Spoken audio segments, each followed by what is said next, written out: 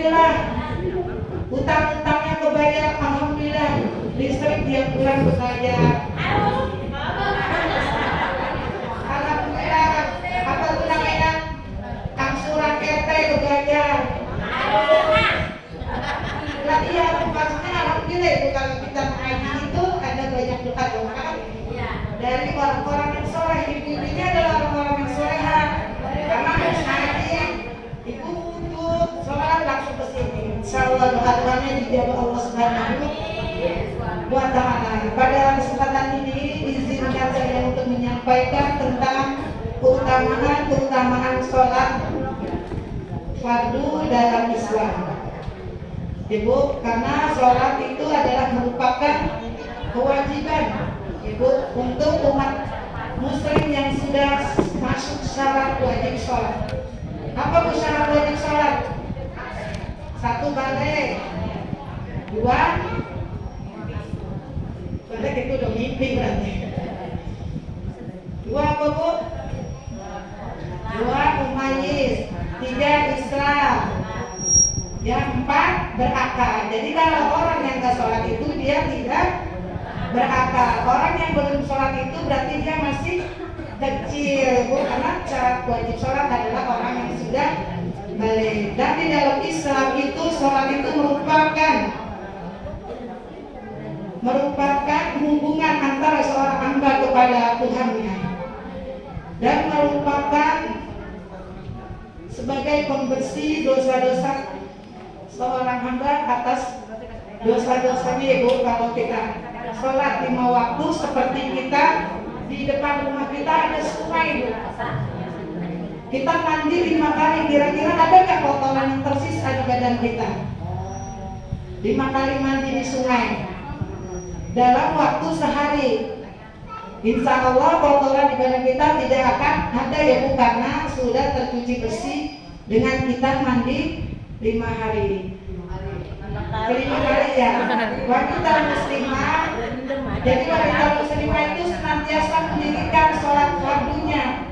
Dia tidak akan mengabaikan sholat fardu dengan kesibukan rumah tangganya, dengan kesibukan sebagai ibu rumah tangga, sebagai istri, Ibu. Karena wanita muslimah itu tahu sholat itu adalah tiang agama, Ibu. Barang siapa yang mengerjakan sholat berarti dia sedang menegakkan agama. Dan barang siapa yang meninggalkan sholat berarti dia sedang merobohkan agamanya. Rasulullah SAW bersabda,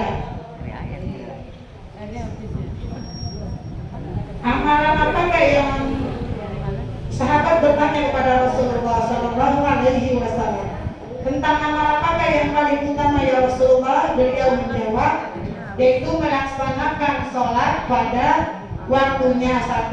Yang kedua adalah berbakti kepada kedua orang tuamu.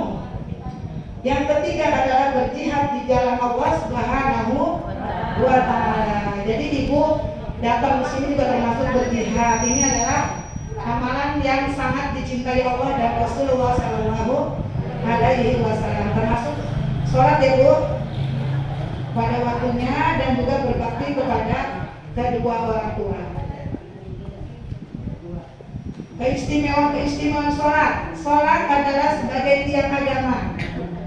Sabda Rasulullah SAW, as-sholatu imaduddin, faman aqamaha faqad aqamaddin, wa man hadamaha faqad hadamaddin. Sholat itu tiang agama. Barang siapa mendirikan sholat, sungguh ia telah menegakkan agama. Dan barang siapa yang tidak mendirikan sholat, sungguh ia telah meruntuhkan agama. Sholat adalah wasiat Nabi SAW. Sabda Rasulullah SAW, Allah, Allah, Allah fis sholata wa ma malakat aymanukum.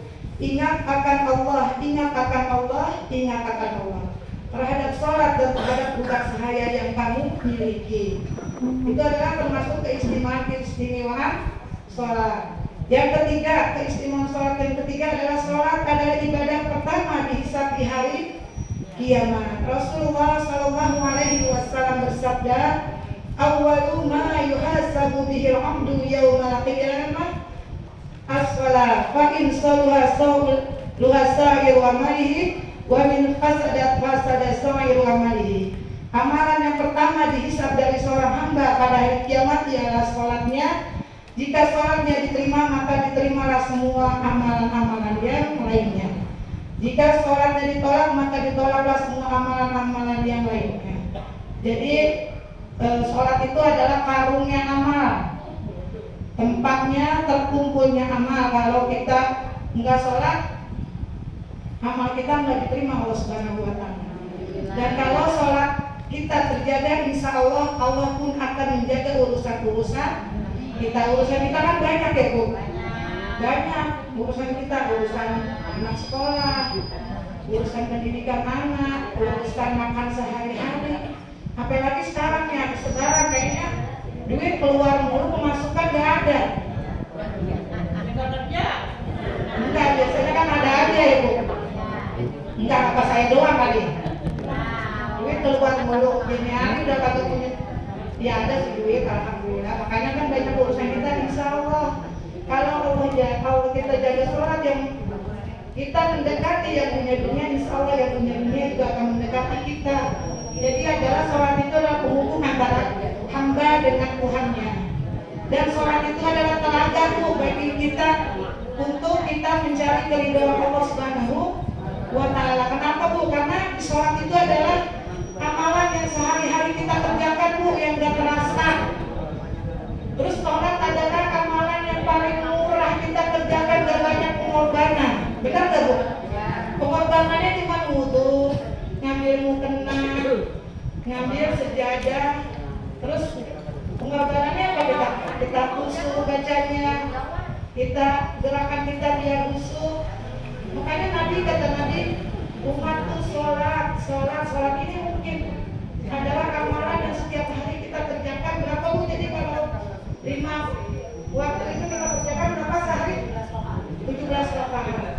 Kalau ditambah dengan rawatib, insya Allah 40 rakaat dengan sholat tahajudnya Ibu 11 rakaat. Insya Allah. Makanya tadi saya bilang, ujian orang tua itu bukan dari orang laki, tapi ujiannya dari badannya lemah, kakinya lebih ibadah. Tapi ibu-ibu yang muda ini usahain, paksain untuk sholat, karena nanti kalau udah tua sholatnya udah susah. Nah kalau bisa mau sholat isya nih ya, enggak, sholat isya kaudianya 2 rakaat, isyanya 4, badianya rotiannya 3, jadi berapa? 11.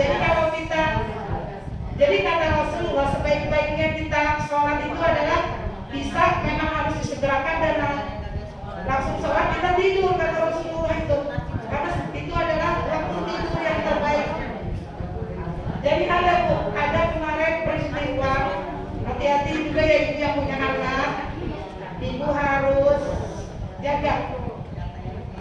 Ada anak yang selalu terbiasa dia main HP, malam nggak pernah tidur, jadi malam gantian tidurnya dibalik, dia tidur malam, bangunnya siang pagi ya Bu. Jadi memang benar kata Rasulullah itu, setiap apa yang Rasulullah ajar kepada kita itu semuanya ada hikmahnya. Jadi kalau masa tidur dari jam 8 ke jam 11 itu adalah pembentukan insulin Bu. Insulin itu adalah untuk membantu pankreas kita untuk mengolah gula. Mengolah gula itu dapatnya dari mana? Gula itu dapatnya dari nasi, karbohidrat. Yang kita makan semua itu banyak ya Bu, mengandung gula. Jadi kalau nggak dibentuk dengan insulin itu, kalau pankreas itu nggak dibantu dengan insulin, dia tidak akan dibentuk menjadi darah, tapi menjadi gula. Ada anak kemarin udah terbiasa main HP, akhirnya dia tiba-tiba oleng, lagi jalan tebu, dia nggak punya keseimbangan, jatuh meledak, kepalanya emaknya kan nangis-nangis, disangkanya anaknya stroke, padahal anaknya pingsan. Iya, dari radiasi HP juga itu mungkin ya, makanya saya juga bingung. Padahal dia tidur, tapi tidur tidak baik dan tidak sehat.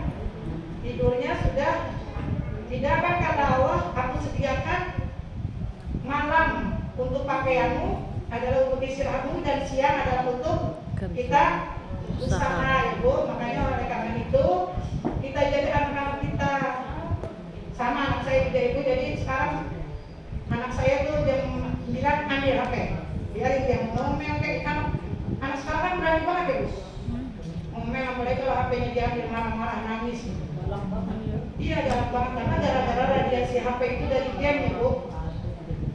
Terbiasa dengan game-game yang apa? Roblox, MLM,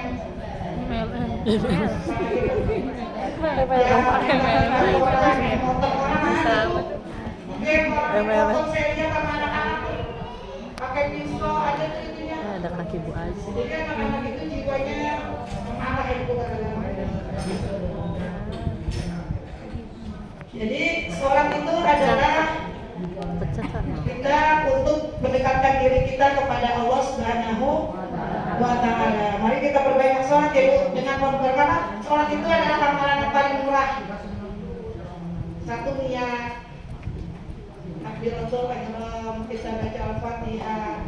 Terus sesudahnya Ibu baca, kalau wanita muslimah itu kalau habis sholat jangan tas bangun, tapi membaca zikir 33 kali. Itu adalah amalan-amalan yang telah Rasulullah ajarkan. Karena Rasulullah tahu umatnya itu umurnya pendek. Jadi Rasulullah ngajarin kita banyak amalan-amalan. Karena ini adalah amalan yang paling murah, paling gak banyak pengorbanan. Kalau puasa sunnah berkorban dulu kita, ntar mungkin sehat, ntar lambung main enak banget ini. Hantar jarang ya Bu, namanya kita ketemu dengan. Kalau sholat ini setiap hari kita kerjain. Mudah-mudahan dengan kita sholat, mudah-mudahan kita nanti bisa bersama Rasulullah Sallallahu Alaihi Wasallam di surganya Allah Subhanahu wa Ta'ala. Sholat adalah penghapus dosa-dosa. Abu Hurairah radhiyallahu anhu mendengar Rasulullah Sallallahu Alaihi Wasallam bersabda, bagaimana pendapatmu jika ada sungai di muka rumah salah seorang di antara kamu, kemudian dia mandi di sungai itu setiap hari 5 kali, apakah ada kotoran yang tertinggal di tubuhmu? Para sahabat menjawab, tidak ada kotoran yang tersisa ya Rasulullah. Maka Rasulullah SAW meneruskan sabdanya, demikian perumpamaan sholat 5 waktu Allah menghapus dosa-dosa yang diantara sholat-sholat tersebut. Jadi intinya sholat itu adalah sebagai rahmat untuk hamba-hambanya. Setiap hari kita kembali ke bawah naungan rahmat Allah Subhanahu wa Ta'ala sebanyak 5 kali, Bu. Ya Bu, itu adalah kalau kita sholat berarti kita sedang menjaga hubungan baik kita kepada Allah Subhanahu wa Ta'ala. Kalau kita membaca Al-Quran berarti kita sedang berbicara dengan Allah Subhanahu wa Ta'ala. Dalam sholat kita memuji Allah, dalam sholat kita mensucikan Allah, memohon pertolongan Allah, memohon pertolongan kasih sayang kepadanya, dan memohon petunjuk dan memohon ampunan dari Allah Subhanahu wa Ta'ala. Jadi jangan sepelekan sholat ya Bu, kita jaga sholat kita, insya Allah. Karena sholat adalah yang paling banyak Bu. Sholat pagi kita ada sholat duha. Siapa yang mengerjakan 12 rakaat sholat duha, dia akan dibangunin klaster di surganya Allah Subhanahu. 12 rakaat. Itu udah pernah 12 rakaat?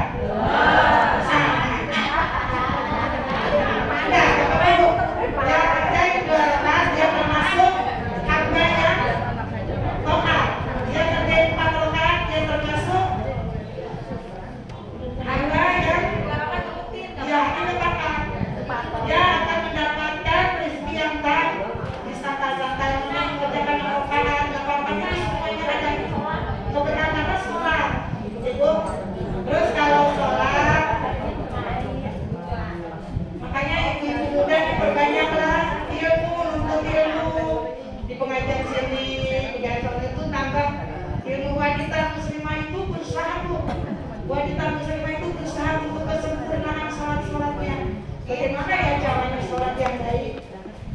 Bagaimana caranya untuk bagaimana kita cari dengan menuntut ilmu?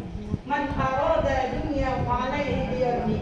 Kata Nabi, barang siapa yang ingin bahagia dunia harus dengan ilmu. Dan barang siapa yang ingin bahagia di akhirat harus dengan ilmu. Dan yang mau bahagia keduanya dengan ilmu. Alhamdulillah kita semua ini adalah mudah-mudahan Allah jadikan kita golongan orang-orang yang selalu menuntut ilmu di jalannya Allah Subhanahu wa Ta'ala. Jadi berapa Ustazah?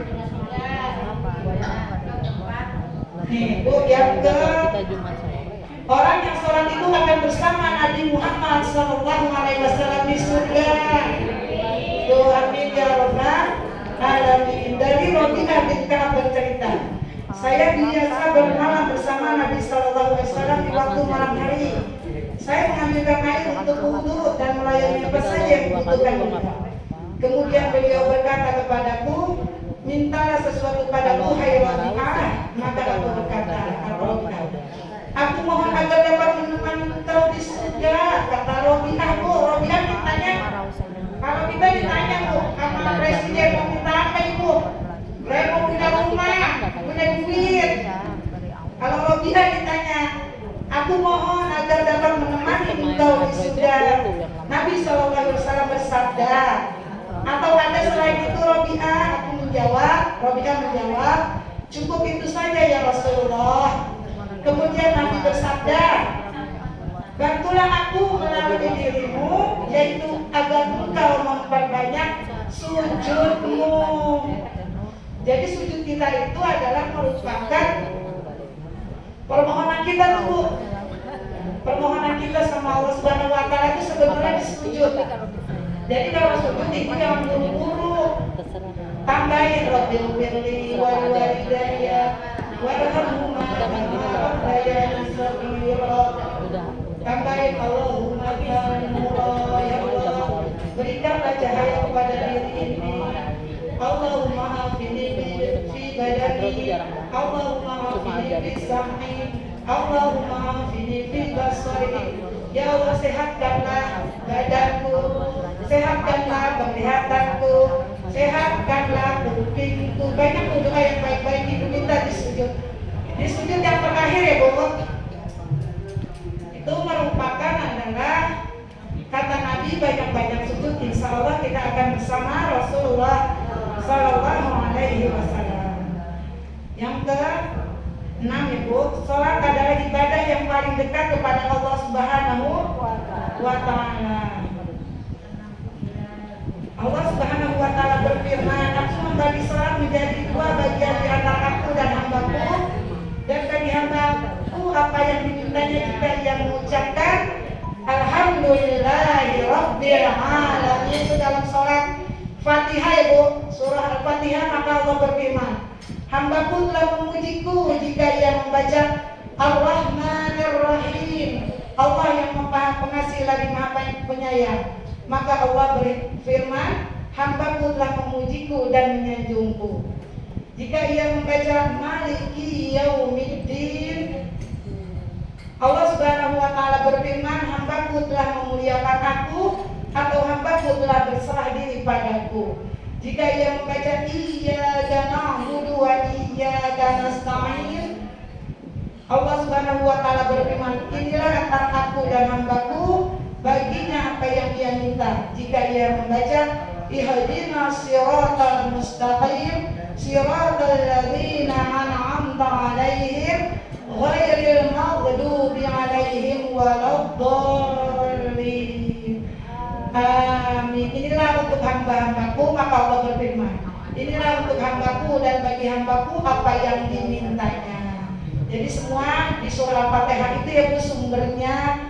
Kita maka perbaiki bacaan Al-Fatihah kita, karena kalau Al-Fatihah kita sudah tartil benar, insya Allah nanti mungkin insya Allah amalan sholat kita akan diterima Allah Subhanahu wa Ta'ala. Coba sama-sama Bu kita belajar baca Al-Fatihah. Nggak apa-apa ya Bu, kasih waktu. Jadi kalau sholat fardu ibu A'udzu billah. Kalau yang rakaat pertama pakai a'udzu ya Bu. Rakaat yang kedua nggak usah, tiga nggak usah, empat nggak usah. A'udzu billahi minasy syaithanir rajim. Bismillahirrahmanirrahim. Alhamdulillahi rabbil alamin. Ar-Rahmanir Rahim. Maliki yaumiddin.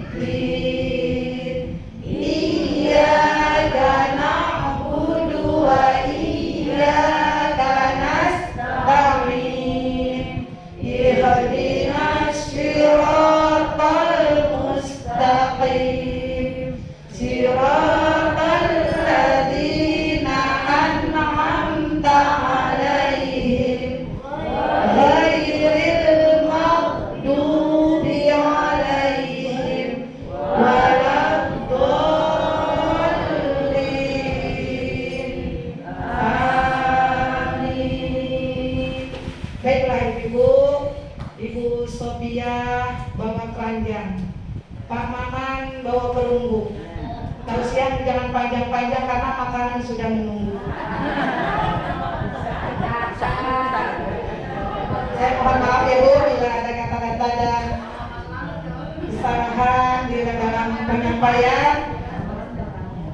Pak Taufik makan keripik, Pak Salam makan kue putu. Wallahul muwaffiq ila aqwamit thoriq. Wassalamualaikum warahmatullahi wabarakatuh.